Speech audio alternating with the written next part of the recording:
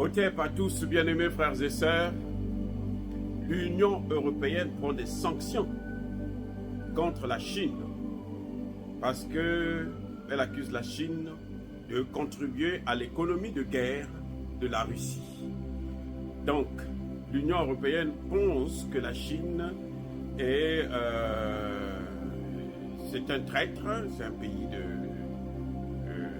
de fous, parce que la Chine coopère avec la Russie et coopère aussi avec l'OTAN, les pays de l'OTAN. Pour eux, comme la Russie est leur ennemi, alors tout le monde entier doit considérer la Russie comme leur ennemi, y compris la Chine. Donc ils ont décidé de prendre des sanctions. Ursula von der Leyen, la patronne de Macron, va décider donc d'augmenter les taxes pour les voitures électriques chinoises qui viennent en Europe. Je vous le dis, 4 voitures sur 10 actuellement vendues en Europe sont des voitures chinoises parce qu'elles coûtent moins cher. Donc ils augmentent les taxes à 30%. La Chine se prépare à riposter. Et les gars, ce n'est pas la rigolade, la réponse de la Chine. Ce n'est pas la rigolade. Oui. Eux, ils prennent ils taxent sur 30%. La Chine n'a même pas besoin de taxer les produits européens à 30%. On va prendre 3 pays, 3 seulement. D'abord, l'Espagne. L'Espagne, en 2023, a vendu, en ce qui concerne l'alimentation, à hauteur de 1 milliard d'euros à la Chine. Donc, la Chine est un très grand marché pour l'Espagne. 1 milliard d'euros par an. Si la Chine ferme cette porte, rien que pour l'alimentation, vous savez quoi? Les agriculteurs espagnols seront dans la rue. Déstabilisation assurée. Il n'y a rien à faire. Je dis bien, il n'y a rien à faire. Ça, c'est pour le cas de l'Espagne. Donc, on prend seulement un seul produit. On ne va pas dans plusieurs produits. Mais attendez, je dois vous dire une chose. C'est que la Chine, on dit, bon, la Chine, on doit augmenter les taxes pour les voitures chinoises. Ça fait que l'acheteur européen, quand il achète la voiture chinoise, il doit dépenser 7 000 € en plus. 7 000 € selon les experts. Mais la Chine peut consommer, elle, cette augmentation de taxes. C'est-à-dire que la Chine peut accepter de perdre 7 000 €, de dépenser 7 000 € pour chaque voiture, afin de maintenir le même prix. Vous savez quoi? La Chine va toujours avoir un bénéfice d'au moins 6 000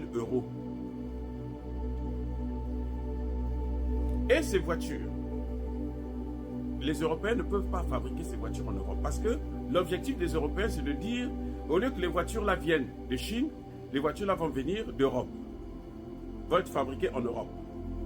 Or, un ingénieur européen coûte 4-5 fois plus cher qu'un ingénieur chinois. Donc le coût de production, dans tous les cas, sera toujours supérieur à celui que la Chine propose. Donc, quelles que soient les hypothèses qu'on va prendre, la Chine ne peut pas faillir, elle est toujours gagnante. Maintenant, prenons le cas de la France. Vous savez, les Français, quand le président Xi Jinping est venu là, en France récemment, Emmanuel Macron lui a offert des cadeaux de plusieurs marques de vin français, y compris Brandy. C'est le produit que la France vend le plus en Chine.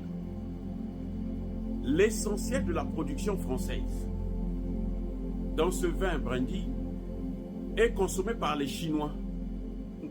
Vous savez, c'est consommé par les Chinois, pas par les Africains. Parce que les Français, ce qu'ils ont fait, c'est qu'ils ont toujours choisi que les Africains doivent toujours être pauvres, mais consommer leurs produits. Mais ils ont tellement appauvri les Africains que les Africains ne peuvent plus consommer leurs produits parce que ça leur revient trop cher. Du coup, quand ils ont des problèmes, ils ne peuvent pas se tourner vers les Africains puisque les Africains se disent n'ont pas les moyens pour le faire. Vous ne pouvez pas acheter des produits de consommation à crédit. Ça ne se fait pas. Donc, qui est baisé là? La France se fait avoir par son propre piège. Et la Chine, si aujourd'hui la Chine ferme ce marché, les gars, ça ne va pas être les gilets jaunes, ça va être des gilets blancs qui vont sortir dans la rue. Ah oui, les gilets blancs vont sortir dans la rue. Les vendeurs de vin, là, les grands fabricants de vin, là, vont tous aller en faillite. Encore que beaucoup de ces fabricants de vin, ces grandes marques ont été achetées déjà. Les brevets ont été achetés par la Chine. Et puis, les États-Unis fabriquent ça. Le Bordeaux, le Beaujolais, tout ce monde. Les États-Unis fabriquent tout ça. Là. Ici, là, ça vient de la Californie. Maintenant, prenons le cas de l'Allemagne, qui est le plus grand partenaire chinois. L'Allemagne achète beaucoup en Chine et la Chine consomme beaucoup allemand, notamment les voitures, les grandes marques. Dans ce domaine, la Chine se prépare à prendre une sanction. C'est d'augmenter seulement les taxes des voitures allemandes à 15% en Chine. Donc, elle veut, c'est-à-dire qu'on fait la même chose, 15%. Nous, on vous donne ça, 15%, on augmente seulement de 15%, pas plus. Et ça, là, si la Chine ose,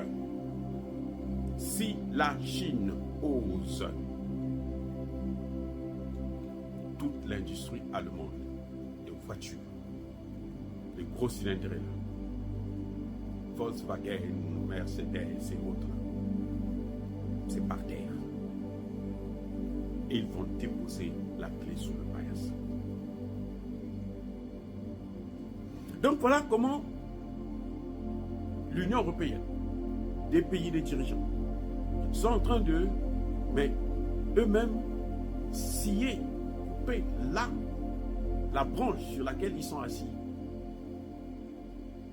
À la demande bien sûr des Américains, parce que les Américains sont en guerre contre la Chine. La Chine a pris leur place, la première place économique mondiale, la première, c'est maintenant les Chinois. Les Américains ne sont pas contents. Les Américains mènent la guerre. Où est le problème des Européens? Les Européens veulent rentrer dans cette guerre. Ils sont déjà rentrés dedans. Donc en ce moment, la Chine est en train de préparer la riposte. Vous savez quoi?